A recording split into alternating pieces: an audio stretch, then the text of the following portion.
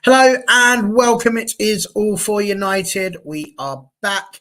Apologies, this isn't Doctor Who. This isn't some sort of time shift that's gone on. I know that on Thursday we sat there and said, we'll be here tomorrow. And then I completely forgot the fact that Friday night I was out. I had something to do, a little fundraiser to attend. So I couldn't do it. So there we go. So we moved it to tonight instead. So you just have to try and enjoy it if you can this evening. So let's hope that you get that opportunity. You'll also notice that Dan's not here. He just couldn't be bothered, obviously. So that's a shame.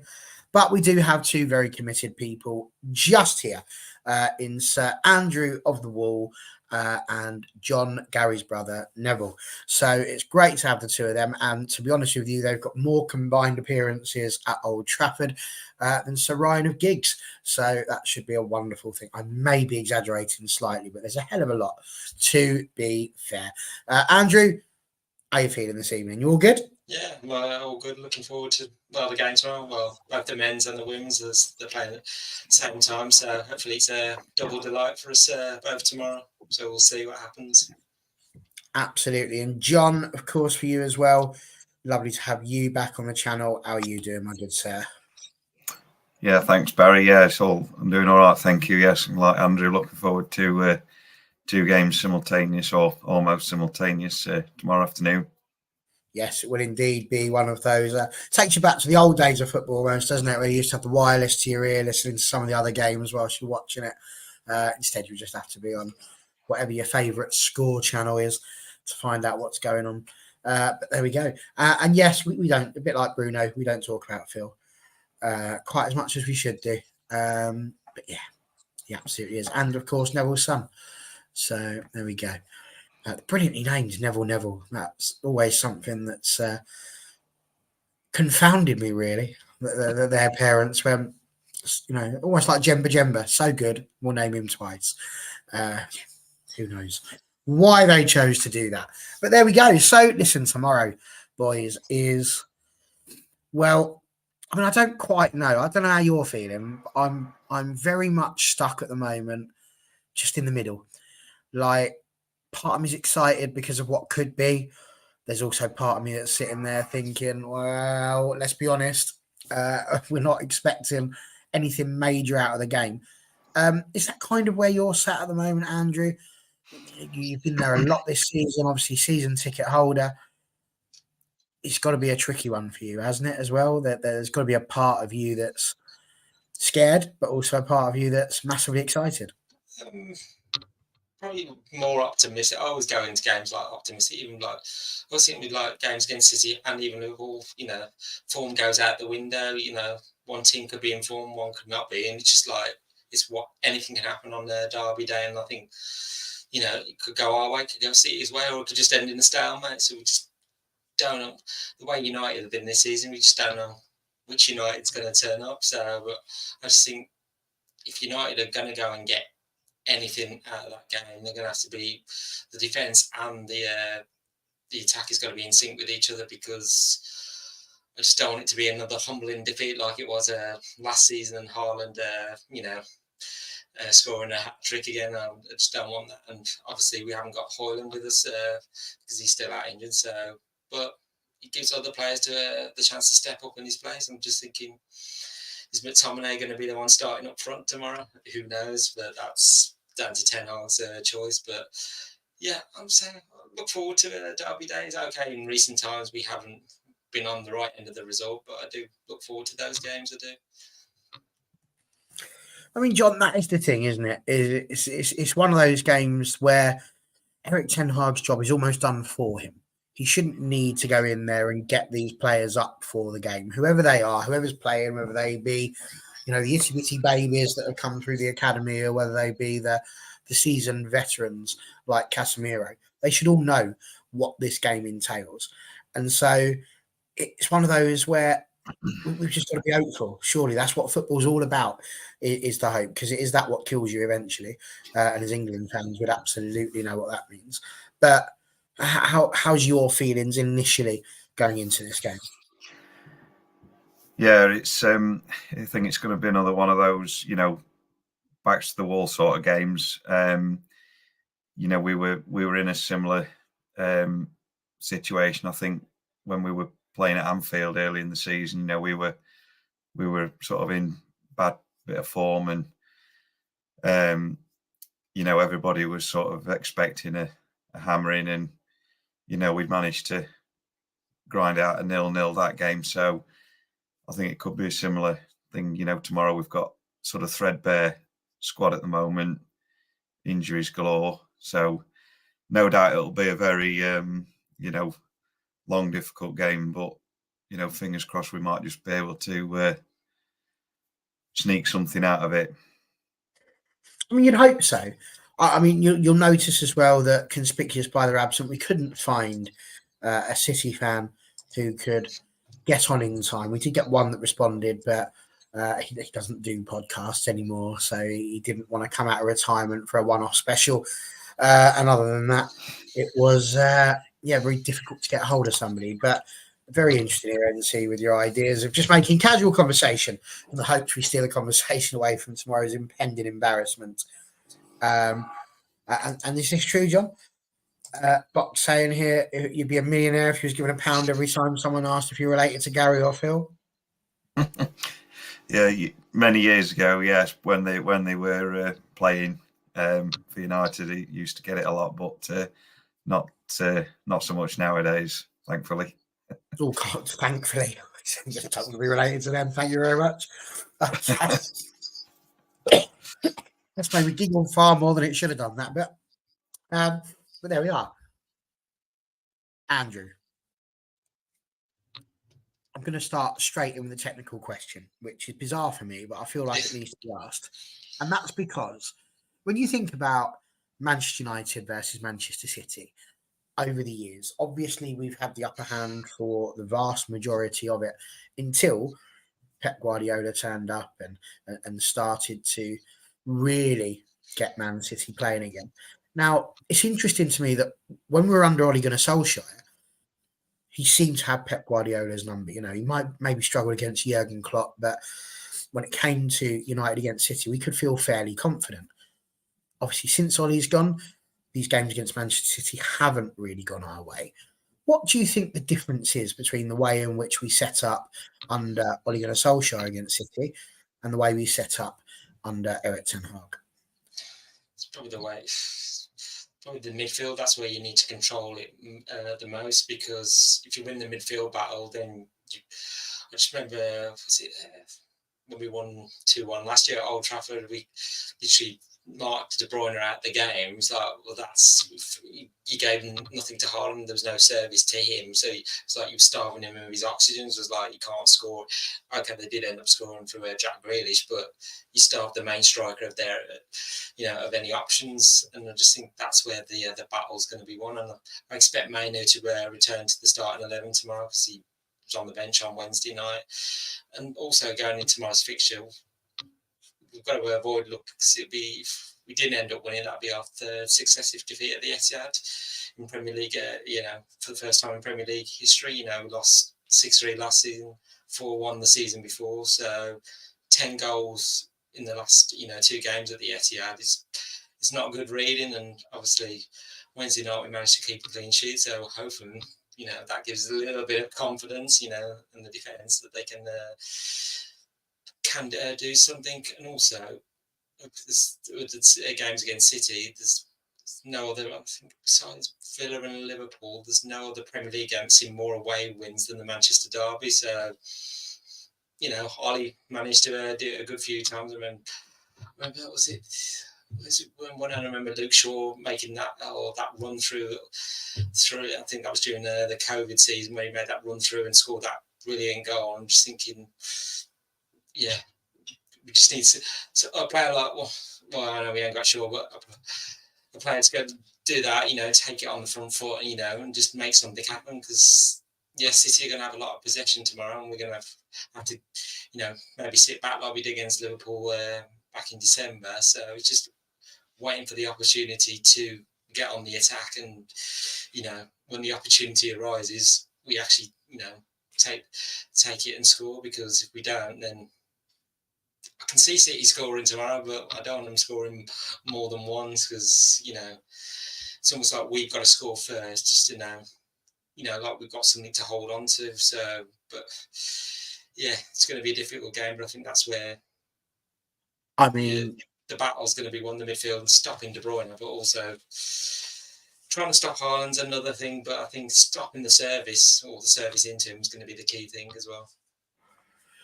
I mean, I know that Mystic Meg has passed away, but even she right now could probably work out that City are going to score tomorrow. I mean, that's that feels like a given. Don't let them score more than one, though. That's the thing. But we shall see. John, do you agree with this one? NT saying, playing on the counter with Ollie and with our quick forwards, you often do the job. Doesn't think that Ten Hag, maybe recently, though, has shown the will to try and soak up pressure and play on the break. Do you think that that's going to be what it is that we need to do? Andrew's mentioned already that City are going to have a lot of the ball, a lot of the possession.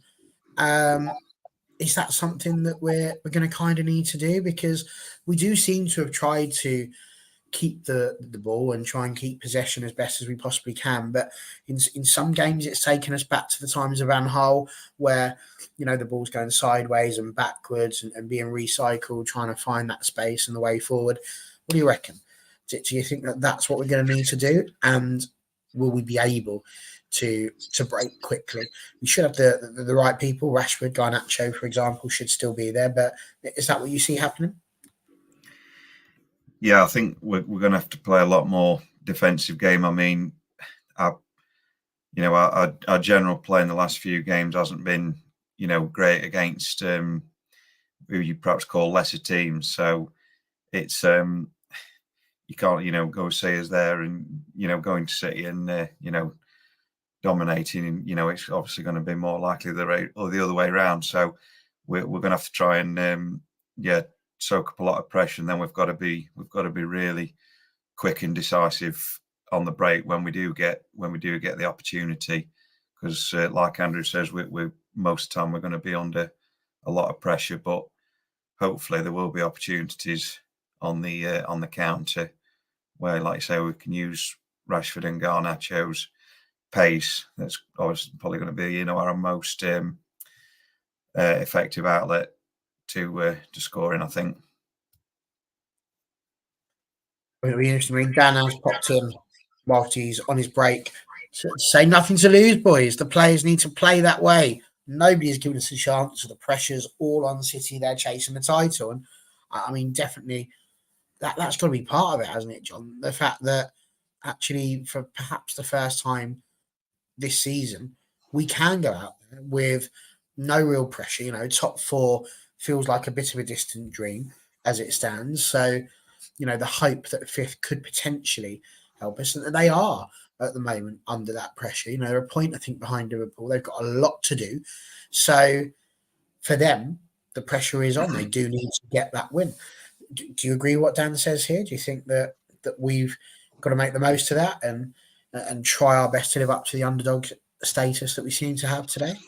Yeah, probably so. Yeah. It's one of those rare occasions, like you say, where there's no real particular expectation or pressure on us to win. City are obviously firm favourites, so we could perhaps use that to our advantage. Sometimes when it's like that, you can get a spring of surprise here and there. So like Dan says, you just have to play with no fear and see where it takes us. It would be a very interesting one if he did decide to come out there and go, like you say, no fear and just go for it. I think that would shock a lot of people, including, most importantly, City. Andrew, I want to throw this question from your namesake, Andy, here, who's put, can we keep them out? Excuse me, with a makeshift defence is my main worry. I mean, NT then says, calling it makeshift might be being a bit kind. Thinks it's going to feel like a fever dream when we see the back line tomorrow. But it's one of those interesting ones, isn't it? This is a chance for Man City to keep a clean sheet against us for the first time in both league games since 1973-74 season. It's a 50-year record. They've never managed to keep two clean sheets against us in the league. Now, I know there was about a decade where they just sort of dropped down the leagues and we didn't have the chance to play against them. But for the most part, we have. So it's quite a big thing. We'll get to the front line and us scoring it. But more importantly for us, do you see any world in which we could keep a clean sheet tomorrow? I don't see it. I was thinking about it prediction wise. I thought I can just see us conceding, but as I said, if we're going to try and nick all 3 points, we can't let them score more than 1 goal. And I just think, as you say, in City, keeping clean sheet in both home and away games. Well, they do score tomorrow as well. Like from what I read, they equal a club record of scoring in 55 consecutive home games, which they did last time between 2012 and 2014. So it's like they're going to be looking to being on the front foot as well. So it's just in the way our defence is at the moment. Yeah, we're good. It'll be interesting to see who Ten Hag picks. Whether he brings Johnny Evans into the centre of defence. Yes, people can argue Johnny Evans, but his experience of playing in those games, and I'm just thinking otherwise you'd have a back line of Dello, Varane, Lindelof and Amrabat at left back, and I'm just thinking I'm more confident probably having Lindelof at left back than Amrabat. I know he's played a few times there this season. The first few times he did it, he was okay, but I'm just thinking in other games he got exposed. I remember a game in the Champions League where he was playing that position and he just literally, got caught out and we ended up conceding the goal. And I don't want that to be happening tomorrow if Amrabat is playing at left back. So I just think having Johnny Evans alongside run that experience of them together, I think is a bit more better than the other options. But we're a bit threadbare on our defence at the moment. It's unfortunate Harry Maguire got his injury, which kind of not sure what that injury is and how long he's going to when he's going to get back. And Malasia's out as well. We don't know when he's going to get back. Martinez, I think it's another 6 weeks before he gets back. So injuries have been a part of our problems this season, but that's not an excuse, it's one part of an excuse, but other issues have been causing United's problems. But as I said, that defence is going to be on top form. But the way City play, you can see at some point that we might get caught out, and cut open. So, but as long as I attack the other ends, once we get a chance, take it, like we did against Aston Villa away the other week. When we got the chance, we took it and fired home. I think it's going to be an interesting one. I think the reason I'm stopping here is because I was kind of thinking how I was going to frame this particular part of the discussion, because the comments have been very, very interesting. Twalumba has come in and said we might as well use the excuse we've been using all season long. His players are injured. It's very interesting. But of course, NT pops in and says, well, our defence has been decimated. Martinez out, Shaw out, Malacia, Wan-Bissaka, Maguire probably out as well. To which Twalumba pops up again with, well, hasn't that been the excuse that we've been using? And I don't know. I think it's just the way you're using the word excuse. It's not an excuse. It's a fact. It's an absolute fact that the majority of the defence has been decimated. It's been taken out. If anybody is in any way imagining that the defence that Manchester United have been putting out over the course of this season has been the first choice defence that we would like to put out, it's wrong. It's not. This isn't what you would expect. And if you've planned a season around a particular back line and you've not been able to put them out, that's not an excuse. That's just unfortunate. It's something you've got to deal with, absolutely. But you need to have that strength in depth. Now, John, NT responds with, it'll probably be Amrabat at left back, Evans, Varane at centre back, and Dalot at right back. Is that how you see Ten Hag lined up in the defence? And if so, can you see any way in which that defence keeps a clean sheet against players like Erling Haaland, who's scored 27 goals already this season? Yeah, it's fair shout that for the back four. I suppose the only other potential one might probably if he decides to just throw Kwambala in there, but I think he's probably more likely to go with the most experienced he can, which will probably be those 4.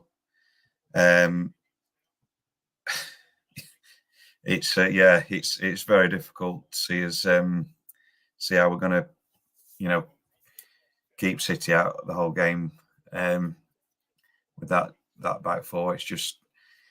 It's unbelievable, really, how bad the injury situation's been with the defence, and then of course Hoyland being injured, getting injured as well when he's been on a great run of form, just sort of puts the top on it, doesn't it? Really, but I think it will be a very, very long afternoon for those defenders. It could be a long afternoon for the fans as well, to be honest with you. But we move. We'll see. Interesting. Beanie saying he reckons it will be Lindelof over Evans, and of course that is a possibility. We're lucky. We've got a wealth of choice. So what are we talking about? We've got 3 possible centre backs we could play. All is well. All is well. Right. The next question that I wanted to throw in was this bit. Dan's just pointed out they also may have one eye on Liverpool next week. Now, I don't know about you, Andrew. I can't see that.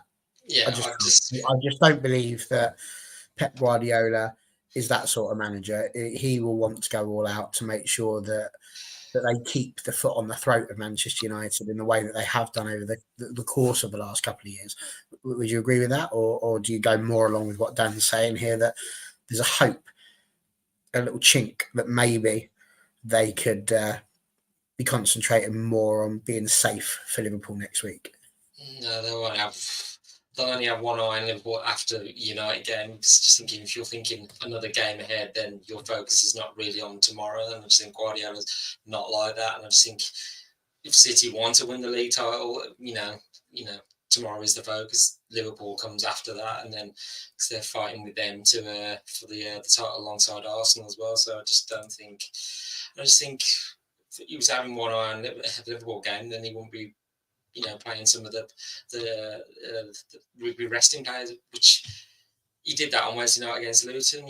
Edison, Ruben Diaz, Rodri, and Phil Foden, they stayed on the bench. They never came on. So I expect them to return to the starting 11. So that would mean Nunes and Kovacic, they'll be the ones dropping down. So I know they had the one injury from the game. Was it Jack Grealish went off at half time?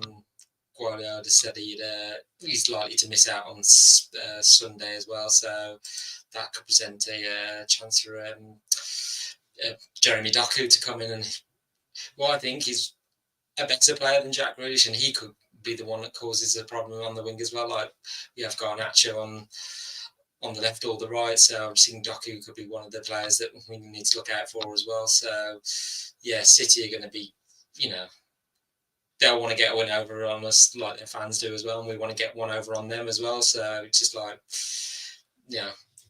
I say, it's game by game, and even Ten Hag said that this season we're taking it game by game. Like you can't look too far ahead, or otherwise you're going to become a cropper for it.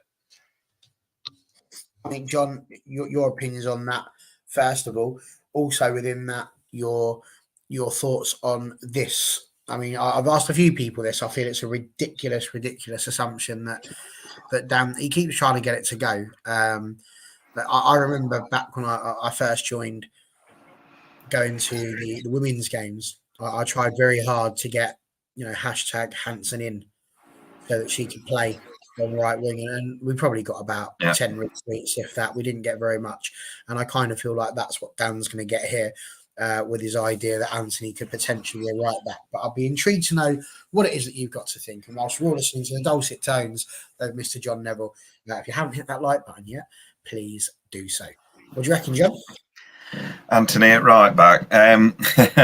Well, it doesn't seem to be offering much going forward this season. So, maybe it might be a new lease of life for him, perhaps.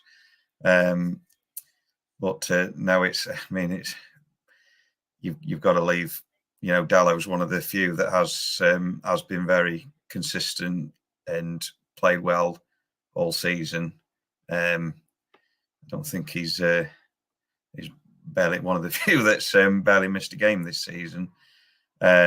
So yeah, it's more that it's left back, isn't it? I suppose really where we've got the big issue. You know, Shaw can't stay fit. Malassia's not played all season, I don't think, has he? So it's you know, we go back to, you know, sending Reguilon back to Spurs. You know, that's obviously looking at bad decision with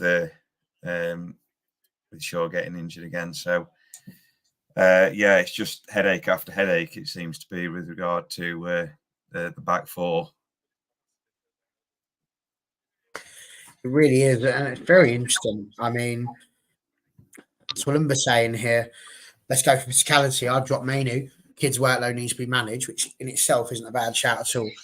Then saying I would put Amrabat in that midfield, in which case if you do that, that literally then just leaves Victor Lindelof as the only player we've got who's likely to go to left back. And whether it's Amrabat or whether it's Lindelof, my head just explodes. Or what could happen?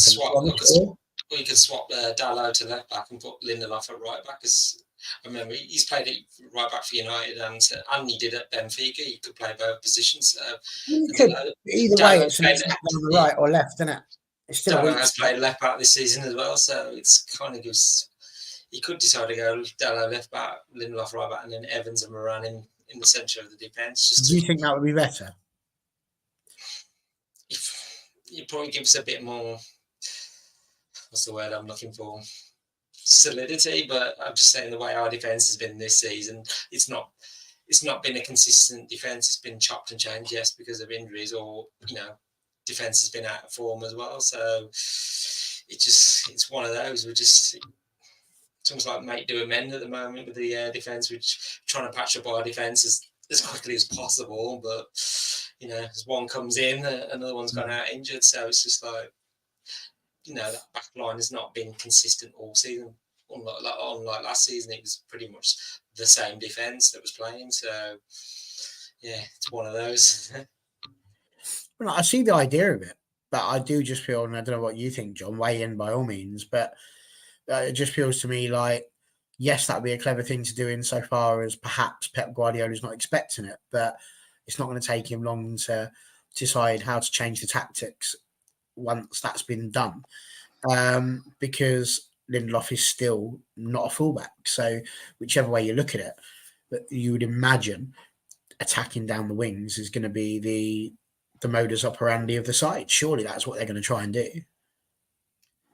You would think so, wouldn't you? Yeah, you would think, you know, they're going to say they've got, you know, makeshift defence, centre backs playing at fullback or midfielders playing at fullback. So yeah, you think they're gonna try and exploit that, and they'll be trying to get a lot of crosses into Haaland. I presume they'll probably put, you know, you'd think they'd put Varane on Haaland. I mean, Varane has done quite a decent job defensively last few games. Had a pretty good game at Forest on Wednesday, but obviously it's a totally different proposition having Haaland against him, and obviously he's found some form in that cup game as well. So yeah, they're certainly going to have their hands full, and you know, we know how good City's wingers are. So yeah, they will definitely have their work cut out. That's for sure. Absolutely sure. If you're one of those sat there watching this at the moment and you're thinking, oh, these boys are all right, or even if you're thinking they're absolutely terrible, I'm not fussed either way. But if you can push that little thumb right down at the bottom that gives us a little like, that'd be absolutely amazing if you could. But it's a really interesting one. I'm so unsure about it. I mean, Buck saying here, Anthony right back to Ajax, with NC agreeing that could be the best position for him and for us. Box also suggesting that maybe Harry Amas should be given a call. I mean, Andrew, I'm all for giving the youth a chance, but is a game against Manchester City for untested, I suppose is the word I want to use, for an untested youth member? So we're not even talking about like a Brandon Williams who had been on and played games before. For someone who's not played a first team match for Manchester United, I mean, that could just rip every ounce of confidence that the lad has off. off of him, couldn't it? I mean, could that be a career ender already in terms of if he was to play and it wasn't a positive result? That's how we're fine for bringing our youth players through them, but you want to bring them through it at a gradual pace. There's some that break through more faster than others, but I just think you don't want to throw them in the deep end, and then it doesn't go well, and then it's like, well, knocks their confidence back. But it's just always think the phrase, if they're like Matt once said, if they're old enough, they're good enough. So I'm just like, it's going to be at some point we're going to have to throw, our youth players in. But is tomorrow the right game? I don't think so. But I just think the way City play, you just like, it's a big game, and I'm just thinking it's going to be running high on emotion as well. So just like, I feel like tomorrow's game, we're going to have to take all the players take all the emotion out of it. I think that's what Guardiola said about ahead of this game. It's just like, he said we have the quality, to create one movement or one action, and then we'll create something special out of it. And when United start firing on form and we play well, we win games. It's just so so far this year we've only lost the one game, that was against Fulham. So it's just the consistency. That's where we've been all season. It's just the inconsistent thing. We go on a bit of a run, lose one, and then we'll lose one or two, and then you have to build our form back up. It's that consistent run of form that would not the longevity of it. A bit like, just thinking at least there, like when we was under Ollie, and that's COVID season where we went, beaten away from home. It's like that long run. We kind of need that going forward, a good run of form so we can, climb back up the table. I was thinking, with Villa winning early, I think in Champions League now, it really much is a steep hill to climb, and very slim chances we can get there, but mathematically possible. But we need to win tomorrow. But are we going to do that? I don't know. Yeah, it's again very, very, very interesting hearing what people are saying. Again, a great point being made here from Boxer that it nearly ended poor Evra on his debut, sticking him in at left back. And as NT says, him and Vida were wondering what they were doing at United after their first games, and Evra won an award before he joined, Player of the Year or something similar. So, it's one of those games where even if you are a top defender or even a newly signed one, there's a lot of emotion and passion and a lot riding on the game. John, do you agree with Andrew? I mean, with someone like Harry Amas, yes, he's a left back, so he will know the position potentially better than the professionals that we have at the club at the moment. But is it too much too soon in a game of this magnitude? Because we're in good form. Andrew did mention that, 8 games we've won in 2024, just a 1 loss to the mighty Fulham. And of course, when you add in the win against Aston Villa on Boxing Day, in our last 10 games, that's just 1 defeat. So the form's there, but it's still a bit of a danger, isn't it? Yeah, I think it is a bit of a stretch to throw somebody in for their for the debut in that sort of game. It's like people have been saying in the comments, Fergie did it with Vidic and Evra when they first signed, and they obviously weren't used to the speed or the tempo of the Premier League, of course. So it was a very sort of harsh early lesson for them. But I don't think. Well, I wouldn't have thought he'd throw somebody in at left back just like that. But I suppose sometimes needs must, and obviously we do pride ourselves for giving academy players the opportunity. So it's obviously a possibility. I mean, you saw how many of them were on the bench on Wednesday because we had so many injuries. There was a lot of youth players in the squad. So I probably wouldn't rule it out completely, perhaps.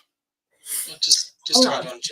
I was just going to say, Andrew, for me, do you think there's a possibility? You can feel free jump in after what I was going to say there, but there may be a possibility that he goes on the bench and comes on. If things aren't going so well, if the game looks like maybe it's getting beyond us. But I don't know. What were you going to say there, Angie? I was just going to say that could be a possibility as well. It could be playing on 10 on, might say, because he has been training with the first team. He might get a call up to the bench tomorrow. Who knows? And say potentially it could be a star in the making. Harry Amas, he's excellent. Technical ability is excellent. On the ball. His final third play has been brilliant, and that's what we kind of lacked at times this season. Somebody on the left hand right. That final third play, and also looks nimble and quick. Which a modern fullback needs these days. So, and defensively, he looks comfortable as well. So could be on the bench. I'm just thinking the likes of Sam Murray as well. I've managed to get a game and see him this season. I think he looked good at left back as well. So potentially another option as well. But yeah, say the kids throwing the kids on the bench might be a good thing to do. Might be worth an option. Just a famous pundit once said you can't win anything with kids, and then look what happens. Exactly that, right? The kids might be all right on the night. And look at Liverpool in the Carabao Cup final against Chelsea as well. I don't like looking into them for anything really, but it does just again goes to show if you're old enough, you're good enough. If you're good enough, rather, you're old enough. A quick side quest here because I quite like this little point that's been made here. NT saying it must hurt City that we're their biggest rivals, but most of us would put Liverpool, Leeds, and even Arsenal sometimes above them. Personally, I agree with the Liverpool and Leeds bit. I think I would probably tuck City in at number 3, but I'm very intrigued as to what your order goes like. What would you put the rivalry at? Andrew, what would you go for? Would you go Liverpool, Leeds, City? Would you go Liverpool, Leeds, Arsenal? Definitely Liverpool first, because when the new season starts and the fixtures are coming out, it was like one of the first fixtures I look for is Liverpool when we're playing home and away. So I'm just like, that's the first one. Then it probably is Man City. So I'm like, well, when are we going to play them? So I'm just trying to decide between Leeds and Arsenal, put them third or fourth. It's probably Arsenal third, just because the games we've had over the years, the battles we've had with them, and then, like I say, Leeds, it's been good games against Leeds as well. When in the last few years that they've been in the Premier League, and hopefully, looks like they're maybe on course to be returning back next season. So it'd be nice to be playing them again. So yeah, for me, Liverpool, City, Arsenal, and then Leeds. Interesting. So Andy Wall sticks City in at second. Box has gone Liverpool, Leeds, City, Arsenal, and then he's thrown in Chelsea, Newcastle, and Barcelona in joint 5th, which is very, very interesting. I'm not going to lie to you. I feel like Stevenage have got more of a rivalry with Newcastle than Manchester United have, but we shall see. I'm not being funny. We genuinely hate Newcastle down here. John, where would you put them? Where does City rank in the rivalry for you? Yeah, I think I'd probably agree with Box there. I think it's definitely Liverpool number 1, and then a bit of a toss up between Leeds and City for second. But I think Leeds second, and then City third. I think if you'd have gone back sort of 20 years ago, Arsenal would have definitely been above City purely because City were 2 divisions below, in the late 90s, and obviously we were challenging with Arsenal for the league most years. So obviously it's sort of, some of them changed a little bit over time, but certainly the Liverpool one, that's sort of never altered. They've always been the number 1 above everybody else in terms of the rivalry. I mean, that certainly when that FA Cup game in a couple of weeks, that'll be some atmosphere. That will, I'm sure. You're not kidding, not kidding at all. And NT basically agreeing with Box all the way up to number 4.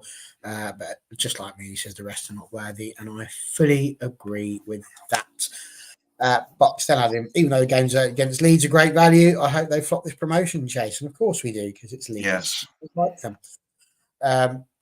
Right. Beanie said a little bit earlier, and I have to say this was an interesting one. I think we should play B India with Anana and Heaton too. And to be honest, if we lose many more defenders, that is an actual possible shout. We might have to stick a goalkeeper out on the pitch. So be very interesting to see where we go. I want to talk about the attack, but before I get to it, Box asked a question again that I actually quite like, and I find it quite interesting to get your points of view on this. We think back to derby days and rivalry matches that we've had in the past. And I mean, the first one that goes straight to my head is Roy Keane, the way that he used to lead the teams out in these sort of games, those eyes straight ahead, not paying attention to what's going on around him, or swearing at Patrick Vieira because he's had a go at Gary Neville, that sort of thing. You look at Arsenal against Ruud van Nistelrooy, specifically jumping all over his back when he missed a penalty. And there's so many images that conjure up from that.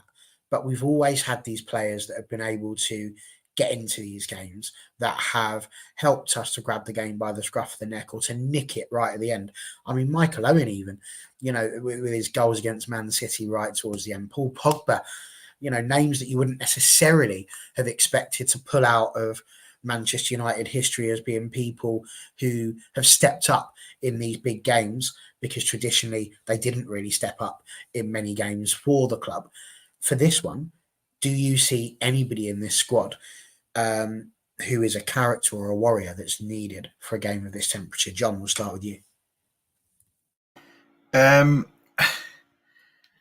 don't think we don't seem to have quite as many characters, I don't think, as what we used to. I don't know if it's just whether it's because football's changed a bit to how it was 10, 20 years ago. I mean, you could perhaps say somebody like Fernandez has probably got that bit of sort of a passionate fire in him when it comes to these bigger games. But, I don't think there's quite the same, animosity perhaps on the pitch as what they sort of used to do, like you mentioned, when sort of Roy Keane was on there. Everybody would be sort of fired up, and there'd be a lot of strong challenges flying in and things like that. But obviously you can't get away with it nowadays like you used to be able to. But obviously we've got a lot of sort of newer players, so a lot of them have not played in a lot of Manchester derbies, I don't suppose. So yeah, I think we perhaps have been missing a bit of that sort of passion sometimes in recent years. I think sometimes I think I do quite like Dallo does seem to be quite good at getting fired up and sort of getting his teammates on board as well. He does show a bit of that character, I've noticed. No, absolutely. What do you reckon, Andrew?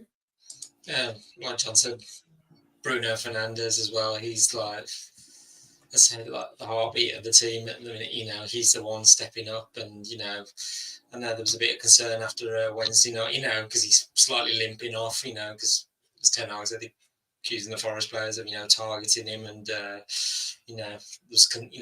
would he make the derby on Sunday? But I think he just delayed those views and just said, yeah. I think Bruno would go out there on one leg if he just literally would fight every corner of that pitch, and I just think for another player, I've just seen Marcus Rashford being in the news this week, giving that interview as well. I'm just thinking, if he got the winning goal tomorrow, it's almost like, silencing the critics, been, on his back after that interview. It was just like, well, there. I backed up what I've been saying, so it was like it's almost like the perfect opportunity for him. And I'm just thinking, it's there for any of those players in that team tomorrow to know, make themselves known, be write yourself into the history books, which have been in these games over the years. I'm just thinking, you mentioned some of the moments we've had, and I'm just thinking, 10 or 11 years ago, Robin van Persie, that free kick over the wall, and just like in the last minute, and just like, silencing our noisy neighbours. And I just think another one for me was like a couple of years ago, 2020, when McTominay scored to make it 2-0 at the end. And I'm just thinking, Old Trafford were just rocking that day, and it was just like, and when that went in at the end, it's like, oh, we've got one over on them. So, but yeah, I just think it's for all the players have got to step up. It's not just one player that's got to step up; it's all of them. So they've all got to be fighting for every ball.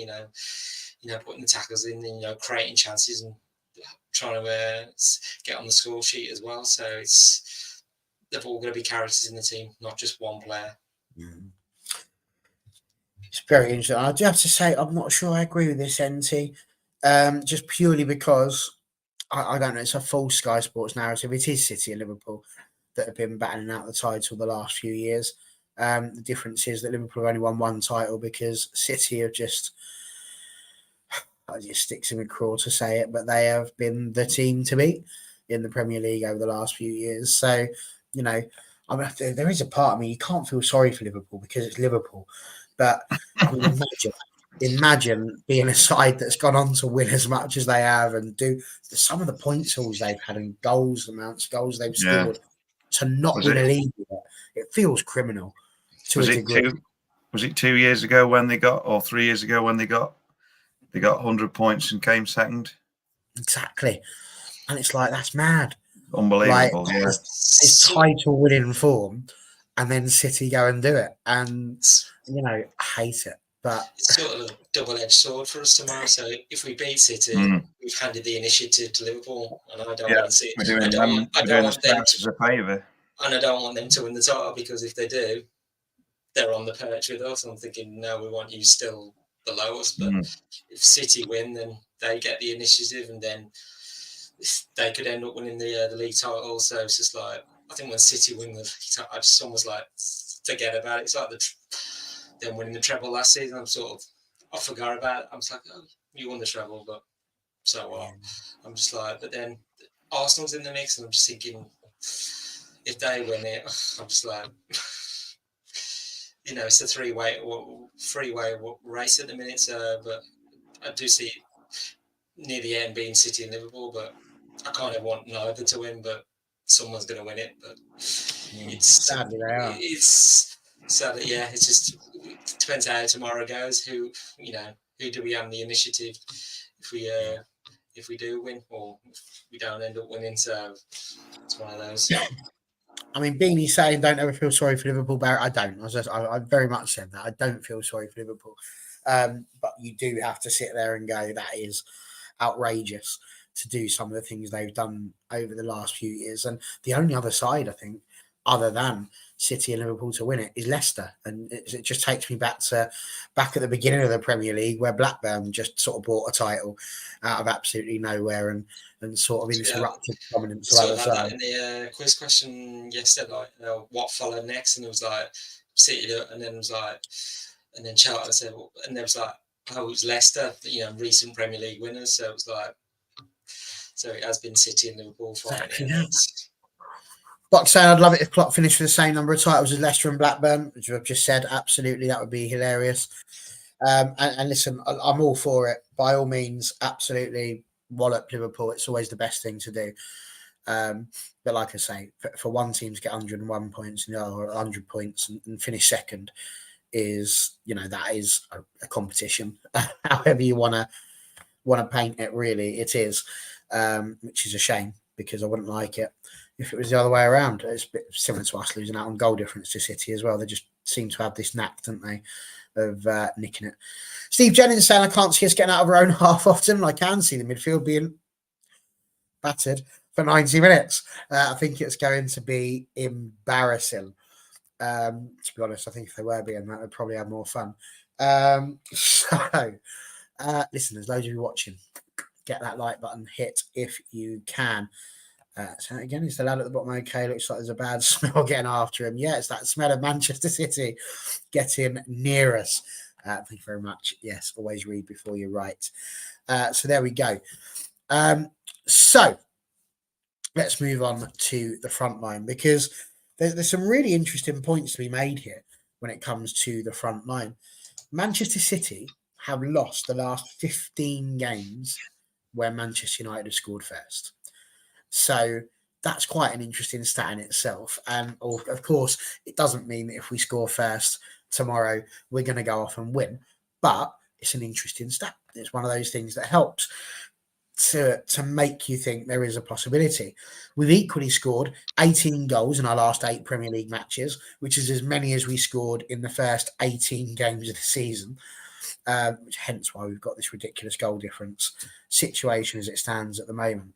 But it is one of those where most of our wins have come by a single goal. We've not really gone out there and battered teams. We've not really gone out there and put ourselves in a position where we're going to get more and more goals. Do you think if we do get a win, number one, is it going to be literally just a 1-0, a 2-1, 3-2, something like that? And where's those goals going to come from? Is the Marcus Rashford interview going to be a positive or a negative?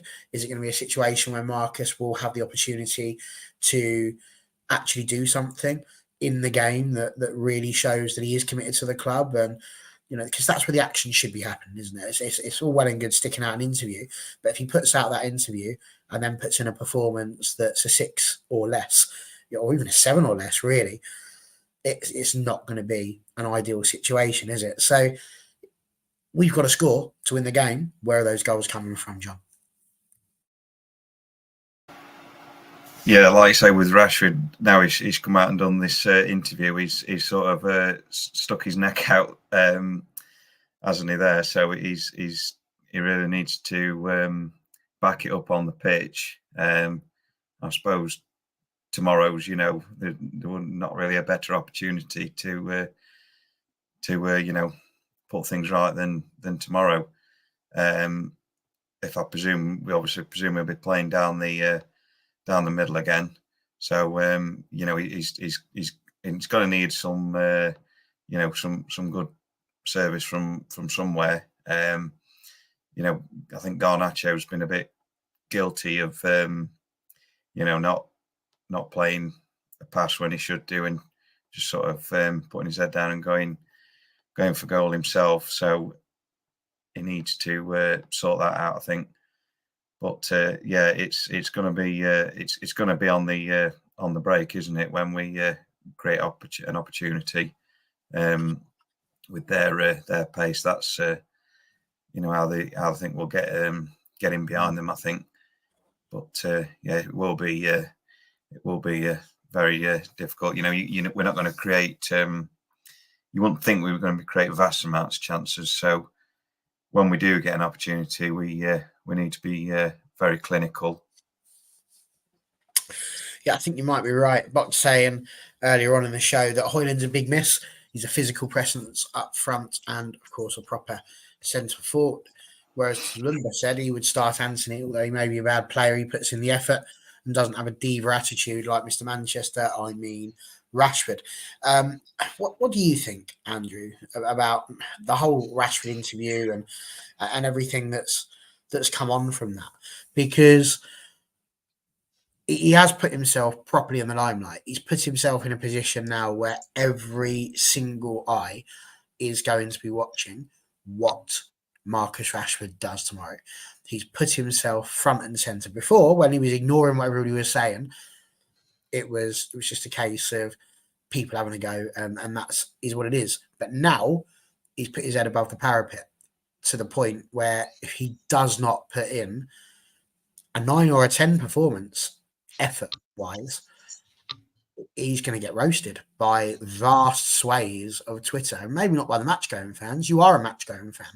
So tell us a bit about it. What are the stands saying? What are people at Old Trafford thinking when it comes to Marcus Rashford? Do they still have support for one of our own, a homegrown local lad who's living his dream, playing for Manchester United, and is currently our top goal scorer within the squad as it stands? Or are they starting to lose patience with him? I don't not say lose page. It's just it's disappointing this season. He hasn't been in the form he was last season, but we still believe, once he gets back in form, that the goals will start to come again. I mean, like he gave that interview because he said, "I don't like usually responding to things, about himself," and it's just I think he's like a very private person. Like I say, footballers are entitled to their private lives outside the game, and insane. Because I remember the one line he said, "Oh, like to the media, write the truth.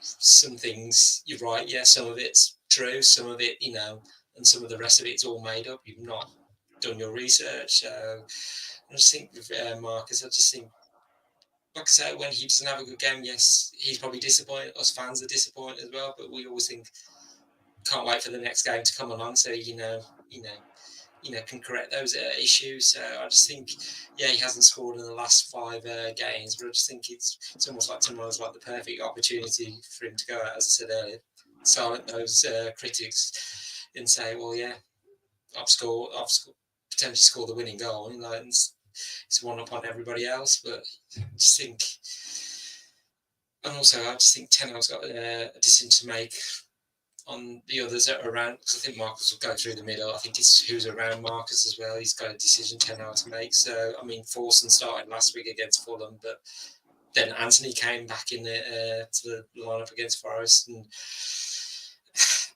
just because somebody asked me, what do you think, what's your thoughts on Anthony? I was like, I'm still a bit undecided, because yes, the fee we paid for him, that's always going to be level at what we paid for him. We're expecting a bit, this expectation, and he should be delivering more. But I mean, since he scored, in his first 3 Premier League games last season for us, he's only netted once in 42 games since then. So, and he's not registered a goal involvement in 20 league appearances. So we kind of need the Anthony that we saw at Ajax, that Ten Hag went to the board and said, I need Anthony to come in and he will do this, this, and this for us. So, but it also depends where Anthony's going to be playing. Is he going to be playing towards the attack, or is he going to be a makeshift defender?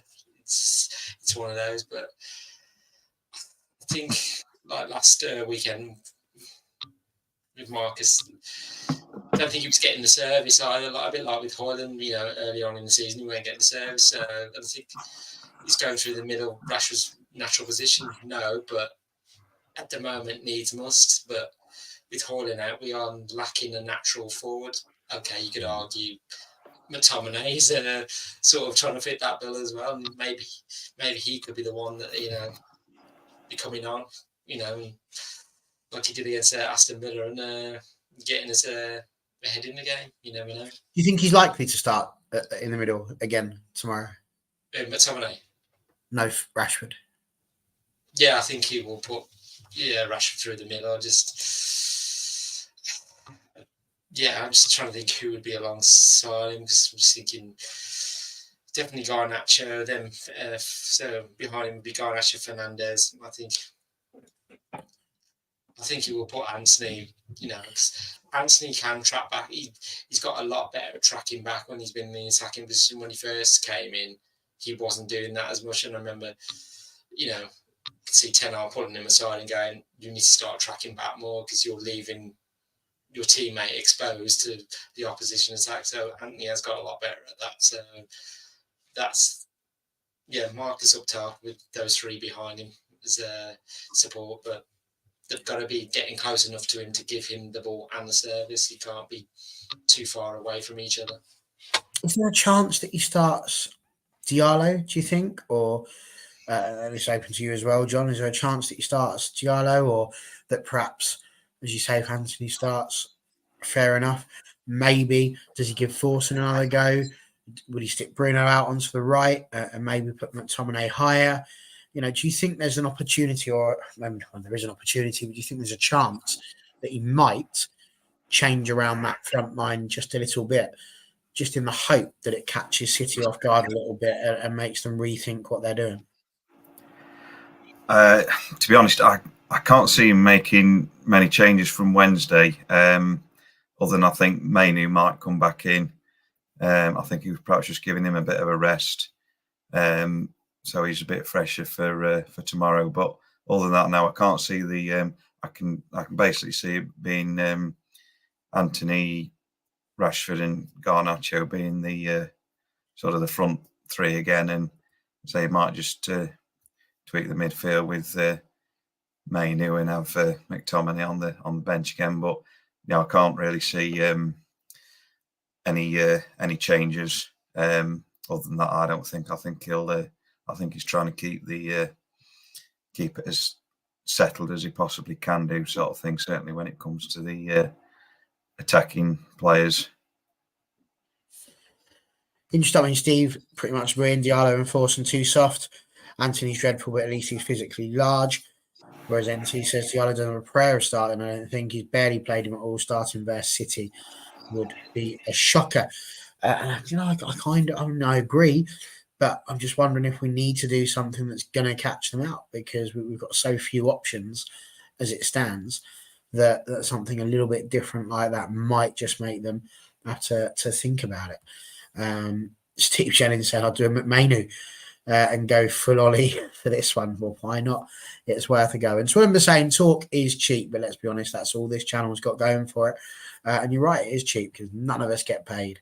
So that's an ideal situation. I don't really think there's that much more we can drill into in terms of this game tomorrow, other than we are going to have to bite the bullet and make a decision as to what we think is going to happen. Bestie saying Rashford's age, he should be learning the striker position. His pace would eventually slow, should be well served to learn it. I think you're right. I think Rashford's he's just one of those tricky ones. Somebody has got to step up, and there is a real chance to be a hero. I know you meant Rashford in his interview to a number, I know, but you know me, I've got to try and throw a gag in where I can, and that's exactly what we just did. And Jeff, lovely to see you in the chat today. First time I've seen your name come up. Nice to have you here. He says, try Anthony left, McTominay up front. And I've got to be honest, I think something different could be interesting. Scott McTominay up front. I mean, even a 2, would that work? Put 2 up front. Rashford sort of on the left-hand side, McTominay on the right, or literally just behind Rashford, sort of. I don't know. There's got to be a way to sort of change it about a little bit. But who knows? Somebody's going to be a superstar. Somebody could be an absolute superstar tomorrow, but we shall see. What does this say here? He's not getting bullied like the academy boys. That's what I'm saying. I haven't measured or weighted them. No, absolutely. I agree with you. And Jeff saying, try Anthony left back. So this is obviously Dan's burner account. He's popped in. See if he can get. I'm joking, Jeff. I'm joking. And George saying, I'm thinking 4-4-2 also. And it would be something different, if we did that and we had Anthony down the left, maybe Rashford playing as the left, or Garnacho even as the left wing, 2 midfielders, Cass and Cobby, and then stick Rashford up front with them at McTominay just behind. I mean, it would absolutely blow people's minds. They'd be like, hang on a minute, people haven't played 4-4-2 since 1997. They'd be absolutely gobsmacked. It could just be the sort of thing that would help. I want to see some fighting spirit from the players. Don't we all, Twillenby? You're not wrong. Steve saying, we used to do a bit of a nasty split forward set up. A cheeky little 3-5-2 could be nice. Still got that argument. It's who plays as the wing back with just one registered one on the books that's not injured. But we're up to the scores. John, what on earth is going to happen? We're going to be trying cornflakes in the evening. Because obviously we're all supposed to eat Kellogg's cornflakes for dinner. That was one of the latest things that came out, wasn't it? Is that what you're going to be doing? No. I'll be sort of peering through behind the sofa, I think, watching it. It's going to be a bit like watching Doctor Who in the past, isn't it? Just like, yeah, what's going on? Be a bit scary. I want to try and be positive. I don't want to say that I think we're going to lose, but so I'll go for a 1-1 draw. It's a nice idea. 1-1 draw. I mean, that wouldn't be the end of the world. NT saying he'd go for an 8-1-1 and hope for the best, or an 8-0-1 and sneak the Indian with an Anna. I'm not entirely convinced we're allowed to do that. It's worth a try if he just uses his head and his feet. Head and his feet. Actually, having two heads, that'd be an interesting goalkeeper. Andy, what do you reckon the score is going to be tomorrow? As I said earlier, form goes out the window on Derby Day, but I'm just saying our recent away form has been good. You know, we've not lost away this year. Well, this year, so but do I see City scoring? Yes. It's just how many do we? You know, don't let them score more than one, but we'd say we can't afford to lose because, you know, the race for the top four. So if we don't win, then, you know, that makes that challenge even more difficult. But I'm going to go with a draw 2-2. But if we do end up winning it, I'm going to go nicking it 2-1, the classic 2-1. But yeah, I'm probably more likely to be a draw if we can just avoid losing at the Etihad tomorrow. Would be the main thing. Nice. So both of our pundits effectively coming in with let's see if we can have a draw situation there. Steve Jennings. I'd rather we win. Of course we will. You don't have to preface it with that, Andy. Of course we're all going to sit. No, none of us are sitting there going, "Oh, we'd much rather we draw against City than win." That would be mental. Steve saying, "I can't see United scoring. I can't see City not scoring." He thinks it's going to be 3-0. Amazingly, and he's going for a 1-1 win for United. It would certainly feel like that.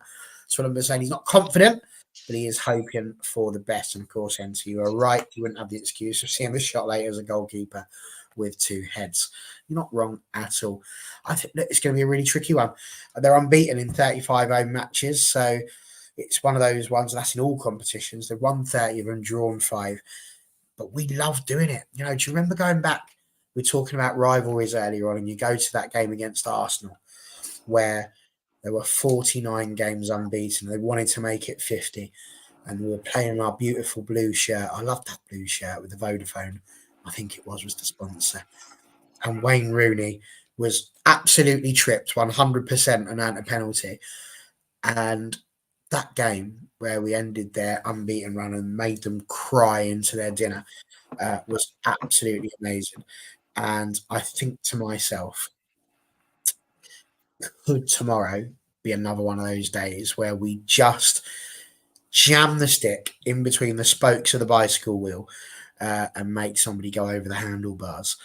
And I just wonder if we could manage it. So anyone who watches the women's channel knows I'm just ridiculously optimistic, sometimes with good reasoning, and sometimes just because I can't bear to not be. So I'm going to go 2-1, lads. I reckon we're going to nick it. I don't know why, but it just feels like such a United thing to do, to have been absolutely pants through most of the season, but to just somehow nick it. If something goes our way, and like you say, if we get that first goal, that could be absolutely amazing. Paul has popped in. Nice to see you again. He says, cautiously, I'm optimistic, which is enough. Whereas Twilliam thinks just hoofball is all we're going to see tomorrow from Man U. See you later, young man.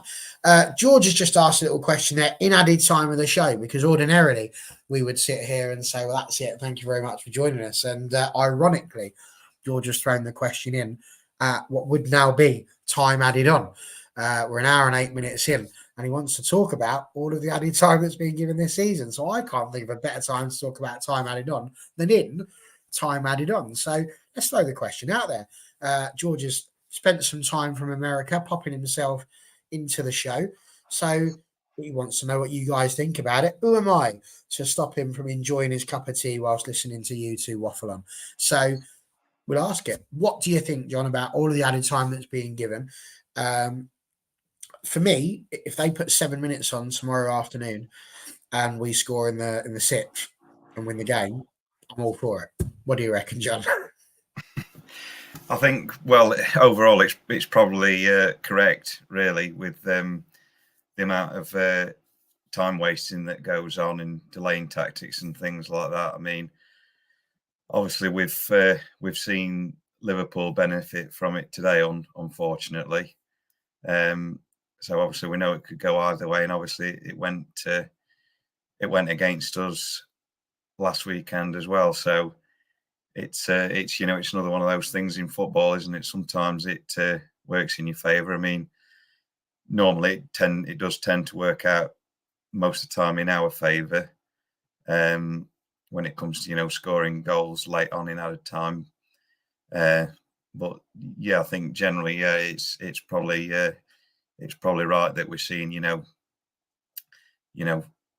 5-10 minutes in each half added time, really, because you've seen a lot in the recent years where the amount of time the ball's out of play has been very very high. So yeah, I think it is the correct thing to that we're seeing this a lot more added time in games.